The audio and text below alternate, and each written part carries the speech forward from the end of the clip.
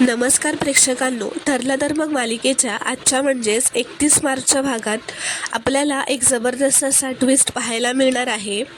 पण त्याआधी जर तुम्ही माझ्या चॅनलवर नवीन असाल तर चॅनलला प्लीज सबस्क्राईब करा. तर प्रेक्षकांनो, आता आपण पाहतो की कल्पना व पूर्णाची प्रिया व अश्विनला सांगते की तुम्ही दोघांनी आता गुढी उभारून घ्या. तर आता प्रिया व अश्विन गुढी उभारतच असतात. तेवढ्यातच सायलीचा लक्ष गुढीकडे जातो. तर ती गुढी हलत असते व तो कलश खाली पडणारच असतो. तेवढ्यातच सायली पुढे धावून येते व तो कलश प्रियाच्या डोक्याला लागून जोरातच खाली पडतो. तर सायली तो कलश सावरते व स्वतःच्या हातात घेते. प्रियाला लागल्यामुळे अश्विनचा लक्ष प्रियाकडे जातो. त्यामुळे त्याच्या हातून सुद्धा त्या गुढीचा दांडा पडणारच असतो. आता अर्जुन येऊन जोरातच धावून येऊन तो दांडाही सावरतो. तर प्रियाला लागल्यामुळे अश्विन प्रियाला खाली बसायला सांगतो. तर आता विमलमध्येच म्हणते, अरे वा, शेवटी गुढी सायलीताई व अर्जुन दादांकडूनच उभारली गेली. तर चैतन्य म्हणतो, अरे हो की, म्हणजे आता ही पूजा सायली वहिनी आणि अर्जुनलाच करावी लागणार ना. तर प्रिया म्हणत असते, मी करते ना उठून पूजा. ती उठायला जाते तर तिला पुन्हा गरगरतं. तर विमल म्हणते, अरे देवा, तन्वीताई तुम्हाला खूप त्रास होतोय का. तर विमल म्हणते, पूर्णाई, पूजा करताना तन्वीताईला चक्कर आली आणि कलश खाली पडला तर अपशकुन होईल ना. तर कल्पना तिच्यावर ओरडतच म्हणते, विमल, उगाच काहीतरी बडबडू नकोस हा. तर पूर्णाची म्हणते, विमल चुकीचं बोलत नाहीये, आपण हा धोका पत्करायला नको. पूर्णाजी म्हणते, कल्पना, या दोघांनाच पूजा करू देत. तर अर्जुन म्हणतो, पूर्णाजी, या दोघांना म्हणजे मी आणि माझी बायको, बरोबर ना. तर कल्पना म्हणते, तुला ऐकायला नाही आलं का रे. तर तन्वी म्हणत असते, म्हणजेच प्रिया म्हणत असते, अश्विन, चल ना आपणच पूजा करून घेऊयात, कारण तिला सायली व अर्जुनला पूजा करू द्यायची नसते. तर अश्विन तिला म्हणतो, अगं तन्वी, माझं ऐक, काही गरज नाही आहे, तब्येत जास्त महत्त्वाची आहे. तर आता सायली म्हणते, अहो, पूजेचा मुहूर्त टळलेला पूर्णाचीला चालणार नाही, आपण पूजा करून घेऊयात ना. तर आता अर्जुन व सायलीच्या हातूनच ती गुढी उभारली जाते. तरी ते महिपत व नागराज असतात. नागराज महिपतला म्हणतो, त्या दामिनी देशमुखला फोन कर. ती एवढी मोठी वकील असेल तर करायला काय हरकत आहे. या आश्रम केसचा काय तो झंझट आहे ना, एकदाचं संपवून टाक. तर महिपत आता तिला फोनच करत असतो. तर दामिनी देशमुखच्या असोसिएटने तो फोन उचललेला असतो. महिपत म्हणतो, त्या दामिनी देशमुखला फोन द्या आणि त्यांना म्हणा महिपत शिकरेचा फोन आलाय. तर ती मुलगी म्हणते, त्यांच्याशी आता बोलता येणार नाही, मॅडम आता बिझी आहेत, तुमचं काय काम आहे ते सांगा, आम्ही तुम्हाला कॉल बॅक करू. तर महिपत म्हणतो, एवढा टाईम नाही आहे आमच्याकडे, आम्हाला आत्ताच भेटायचं आहे. तर ती मुलगी म्हणते, त्यासाठी तुम्हाला अपॉइंटमेंट घ्यावी लागेल. तर महिपत म्हणतो, आत्ताची घ्या लगेच. तर ती मुलगी म्हणते, आजची तर नॉट पॉसिबल, तुम्हाला 2 आठवडे आधीच अपॉइंटमेंट घ्यावी लागेल. तुम्ही या नंबरवर मेसेज करा, तुम्हाला आम्ही रिप्लाय करू. व ती फोन ठेवते. तर आता महिपत म्हणतो, नागराज शेठ, आजवर कोणीही माझ्या तोंडावर फोन कट केलेला नाही आहे आणि आता ही दामिनी देशमुख कोण आहे ना, ते बघायलाच हवं. तर आता इथे प्रिया मनातच विचार करते, माझे डाव माझ्यावरच कसे उलटायला लागलेत. सायलीला काम करायला लावायची म्हणून मी आजारपणाचं नाटक केलं, तर त्यामुळे पूजासुद्धा करता आली नाही. तर अश्विन विचारतो, तन्वी, आता कसं वाटतंय तुला, चक्कर येत नाही आहे ना. तर आता सायली सर्वांना येऊन प्रसाद वाटते. ती अश्विनला प्रसाद देते. तेव्हा अश्विन तन्वीला म्हणतो, तन्वी, मी तुझ्यासाठी ना शेकायला बर्फ घेऊन येतो. तर आता सायली प्रियाला प्रसाद द्यायला तिच्या जवळ येते. तेव्हा तिच्या जवळच जाऊन म्हणते की, जरा जप हा स्वतःला, आज गुढीच्या कलेशाने कपाळमोक्ष झाला असता तुझा. तर प्रिया म्हणते, आज मी आजारी होते ना, म्हणून तुला ही पूजा करता आली. तर सायली म्हणते, अगं, तू ही पूजा चांगल्या मनाने केलीच नसतीस. तर सायली म्हणते, अगं, तू ही पूजा चांगल्या मनाने केलीच नसतीस म्हणून तुला करता आली नाही. शेवटी कसं आहे ना, देव सगळं बघतच असतो प्रिया. तर प्रिया म्हणते, मी ही पूजा कशी केली असती ना, हे तू ठरवू नकोस. तर सायली म्हणते, अगं, ठरवायचं काय ते आहे, तू नेहमी तिरकसच विचार करतेस, हे माहिती आहे मला. तर आता सायली अर्जुन व चैतन्याला प्रसाद देते. तर आता अर्जुन म्हणतो, बरं, सगळं रिच्युअल्स वगैरे झालेत ना, मग आता आम्ही जातो जरा ऑफिसला. सायली म्हणते, अहो आजच्या दिवशी तरी जेवायला थांबा, जरा उशिरा निघा ना.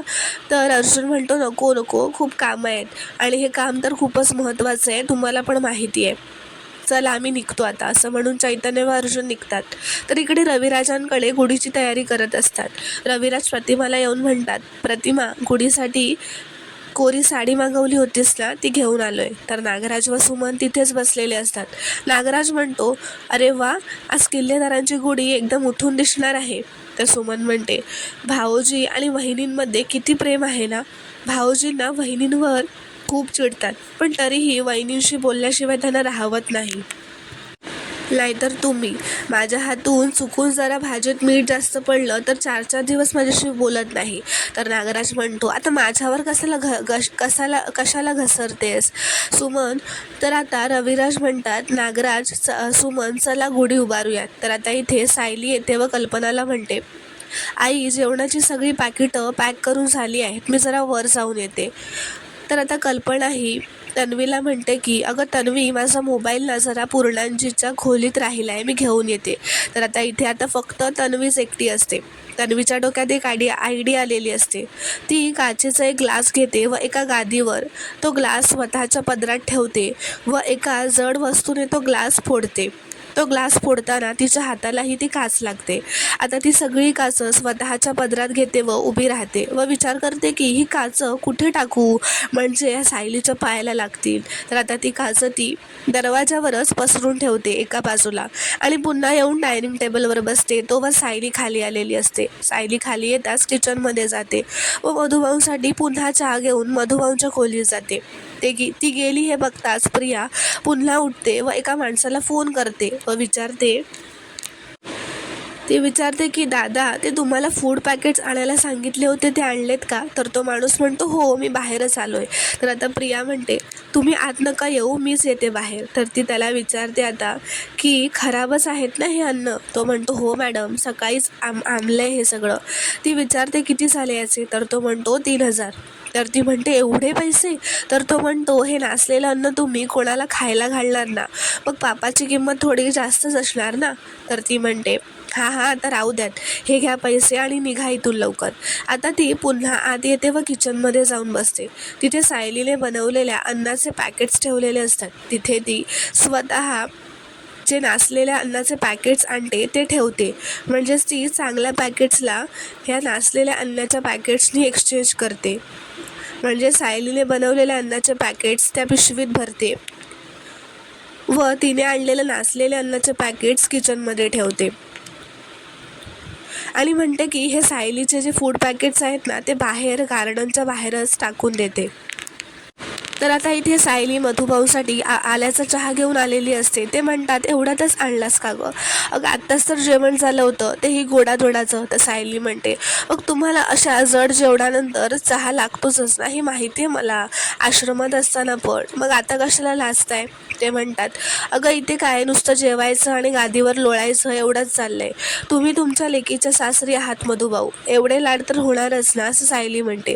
तर मधुभाऊ म्हणतात, इथे काय हाताला काहीच काम नाही आहे, नुसता आराम चालला आहे. तर सायली म्हणते, बरं, मी उद्या बागकाम करणार आहे, त्यात मला जरा मदत करा, म्हणजे तुमचाही वेळ जाईल. आता हा चहा घ्या. तर इथे प्रिया फूड पॅकेट्स टाकून येते व म्हणते, आता राहिलं काम ते ब्लँकेट्सचं. ती सायलीने मागवलेले चांगले ब्लँकेट्स जी पिशवी असते ती उचलते व स्टडी रूममध्ये जाते. तिथे तिने आणलेले जे खराब ब्लँकेट्स असतात ते ठेवलेले असतात. आता त्या चांगल्या ब्लँकेट्सना खराब ब्लँकेटसोबत एक्सचेंज करते व पुन्हा त्या खराब ब्लँकेटची पिशवी चांगले ब्लँकेट्स ठेवलेले असतात तिथे आणून ठेवते व म्हणते, ही चांगली ब्लँकेट्स आता अशा ठिकाणी लपवते ना की जिथे कोणाला सापडणार नाही. आता ती ब्लँकेट्स घेऊन अडगळीच्या खोलीत येते व तिथे एका निळ्या रंगाच्या कपाटात त्या ब्लँकेटची पिशवी लपवते व पुन्हा खोलीत जाते. जसं होतं तसं सगळं सामान लावून येते. तर आता इथे घरात पूर्णाची, कल्पना, अश्विन, प्रिया, सायली सगळे असतात व मागतकरीही आलेले असतात. सायली त्यांना म्हणते, या आमच्या पूर्णाजींचे खास पाहुणे आहात तुम्ही, या. तर आता सगळी माणसं घरात येतात. तेव्हा प्रिया मनातच म्हणते, ही सगळी माणसं सायलीला मदत करायलाच आल्यासारखी काय चालतायत. एकाचाही पाय त्या काचेवर कसा काही नाही पडलाय. तर आता पूर्णाजी त्यांना म्हणते, सणाच्या दिवशी तुमच्याकडून आमच्या कुटुंबाला आशीर्वाद मिळावा म्हणून तुम्हाला बोलावलंय. कल्पना म्हणते, तुमच्याकरता खाण्याचे पॅकेटसुद्धा तयार करून ठेवलेत हा, पोटभर जेवून जा. तर आता प्रिया मुद्दामच म्हणते, विमलताई, सायलीने जे फूड पॅकेट्स तयार केलेत ना, ते आणता का? नाही, मीच आणलं असतं, पण काय आहे ना, थोडी जरी हालचाल केली ना तरी पोटात दुखतं हो. तुम्ही आणताय ना? त्या सायली म्हणते, विमलताई, तुम्ही ब्लँकेट्स आणा, जेवणाची पॅकेटं मी आणते. तर आता अश्विन प्रियाला विचारतो, की तन्वी, तू मगाशी तर म्हणत होतीस की आता मला बरं वाटतंय, तुझ्या परत पोटात दुखायला लागलं का? तू ये इथे बस. तर प्रिया म्हणते, अरे अरे अश्विन, अरे किती काळजी करतोयस माझी, मी ठीक आहे. तर आता विमल ते ब्लँकेट्स आणून देते. तेव्हा पूर्णाची एक एक ब्लँकेट्स घेते व त्या मागतकरांना लाईनीशीर देते व म्हणते, थंडी वाऱ्यापासून तुमचं संरक्षण व्हावं म्हणून आमच्याकडून ही भेट. तर आता ब्लँकेट सगळ्यांना वाटून झाल्यानंतर सायली सर्वांना म्हणते, बसून घ्या हा तुम्ही. तर आता सायली सगळ्यांना जेवणाचे पॅकेट्स देते व म्हणते, सावकाश जेवा हा सगळे, आणि काही लागलं तर मागून घ्या, कोणीही संकोच करू नका. तर त्यांच्यातला एक माणूस म्हणतो, एवढ्या मोठ्या घरची सून इतकी साधी आणि सरळ आहे, देव तुझं भलं करो. तर प्रिया मनातच म्हणते, नशीब मला पोट दुखायचं नाटक करायचं सुचलं, नाहीतर मला या घाणेरड्या लोकांच्या पायाला हात लावावा लागला असता. तर आता सगळ्यांना वाटून झाल्यावर सगळे ते पॅकेट्स उघडतात. तर त्यातून खूपच घाण वास येत असतो आंबल्याचा. तर एक माणूस म्हणतो, जेवणाला घाण वास येतोय. एक मुलगीही म्हणते, हे जेवण तर खराब झालेलं आहे, सुभेदारांच्या घरात हे असं खायला देतात का? तर आता सायली म्हणते, नाही हो, हे सगळं अन्न ताजं आहे, मी स्वतः स्वयंपाक केला आहे. तर त्यातला एक माणूस म्हणतो, मला वाटलेलं तू गुणी आहेस, आम्हाला घरी बोलावून तू आमची थट्टा केलीस, असं सायलीला म्हणतो. त्यातली आणखी एक मुलगी म्हणते, अन्नपूर्णाताई, आम्ही गरीब आहोत म्हणून तुम्ही आमचा असा अपमान करताय. तर पूर्णाजी म्हणते, नाही नाही, अहो तुमचा काहीतरी गैरसमज होतोय, असं नाही होणार. तर प्रिया म्हणते, अहो पूर्णाजी, अगं ते खोटं बोलतील का, आणि किती वास येतोय बघ ना तूच यातून. तर ती म्हणते, सायली, असं का केलंस तू? नाही म्हणजे यांना जर तुला अन्न खायला घालायचं नव्हतं तर सांगायचं ना मला, नाही कितीही पोट दुखत असलं ना तरी मी स्वयंपाक केलाच असता, असं ती नाटक करत म्हणते. तर कल्पना म्हणते, नाहीतर काय, हिला सुभेदारांचं नाक कसं कापता आलं असतं. तर सायली म्हणते, अहो नाही आई, मी कधीच आपलं नाक कापू देणार नाही. तर अश्विन म्हणतो, पण तुला जो गोंधळ घालायचा होता तो तू घातलासच ना ऑलरेडी. तर विमल म्हणते, अहो दादा नाही, मी सायलीताईनं अन्न भरताना बघितलं होतं, तेव्हा चांगलंच होतं. तर पूर्णाजी म्हणते, विमल तू गप्प बस, तिच्या हातून चूक झाली आहे, ती कशी माफ करायची मी. तर त्यातली एक मुलगी म्हणते, सुभेदार जेवायला घालतील म्हणून आम्ही इथे आलो आहोत, आता काय आम्ही सगळे उपाशीच राहणार. तर सायली आता सगळ्यांना हात जोडून विनवणी करते की मी हात जोडते, पण अगदी थोडा वेळ द्या मला, इथनं कोणीही उपाशी जाणार नाही, मी पटकन काहीतरी करते. तर पूर्णाजी म्हणते, अगं असं आयत्या वेळेला काय करणार आहेस तू? तर सायली म्हणते, पूर्णाजी, मी पटकन काहीतरी करते ना, तुम्ही नका काळजी करू. तर प्रिया म्हणते, आता ऐनवेळी तू ठरलेला मेनू तर नाही करू शकणार आहेस ना, कुठून करणार आहेस तू आता अळूवड्या आणि घरच्या चक्क्याचं श्रीखंड वगैरे. तर आता असं म्हटल्यावर सायली मनातच विचार करते की ह्या सगळ्यांनी जेवणाची पाकिटं नीट उघडलीसुद्धा नाही आहेत, तरीही प्रियाला सगळा मेनू कसा काय कळला, अन्न खराब निघण्यामागे हिचाच तर हात नाही आहे ना, असा ती विचार करते. तर पूर्णाजी म्हणते, मेनू राहू दे ग तन्वी, पण आज जर हे लोक जेवले नाही ना तर मी स्वतःला माफ करू शकणार नाही. तर सायली म्हणते, पूर्णाजी, मला फक्त अर्धा तास द्या, मी जबाबदारी घेतली आहे ना, मग मी नक्की पार पाडेन. असं म्हणत सायली व विमल किचनमध्ये जातात. तर मित्रांनो, पुढील भागात आपण पाहणार आहोत की आता अर्जुनसुद्धा आलेला असतो आणि सायली व अर्जुन त्या मागतकरांना फूड पॅकेट्स व ब्लँकेट्स देत असतात. तेव्हा एक मागतकरी ते ब्लँकेट घेऊन परत जात असताना प्रियाने जे सायलीसाठी काचेचे तुकडे पाडून ठेवलेले असतात दारावर, ते त्या माणसाला लागतात. तर प्रिया मोठ्यानेच म्हणते, बघा, सुभेदारांची मोठी सून लोकांना काचेवरून चालायला भाग पाडते. तर आता सायली प्रियाजवळ जाते व तिचा हात घेते व म्हणते, पण तुझ्या हाताला काच का लागली आहे हे सगळ्यांना सांगशील का? तर आता प्रियाचं तत्पपच होतं, तिला काय सांगावं तेच कळत नाही. तर सायली म्हणते, ह्याला म्हणतात चोराच्या उलट्या बोंबा. तर आता सायली त्या माणसाच्या पायाला बँडेज लावून देते आणि प्रियाला ते काचीचे तुकडे उचलायला लावते. सायलीने त्या माणसाला त्याच्या पायाला लागल्यामुळे तिथे पट्टी बांधून दिल्याने तो माणूस सायलीच्या डोक्यावर हात ठेवून तिला आशीर्वाद देतो आणि तन्वी म्हणजे प्रिया ते रागातच त्यांच्याकडे बघत असते. तर प्रेक्षकांनो, पुढील भागात सायली प्रियाचं कारस्थान सगळ्या घरच्यांसमोर आणणार का हे पाहणं खूपच रोमांचक ठरणार आहे. व्हिडिओ पूर्ण बघितल्याबद्दल धन्यवाद. व्हिडिओ आवडल्यास कॉमेंटमध्ये नक्की कळवा व चॅनलला प्लीज सबस्क्राईब करा.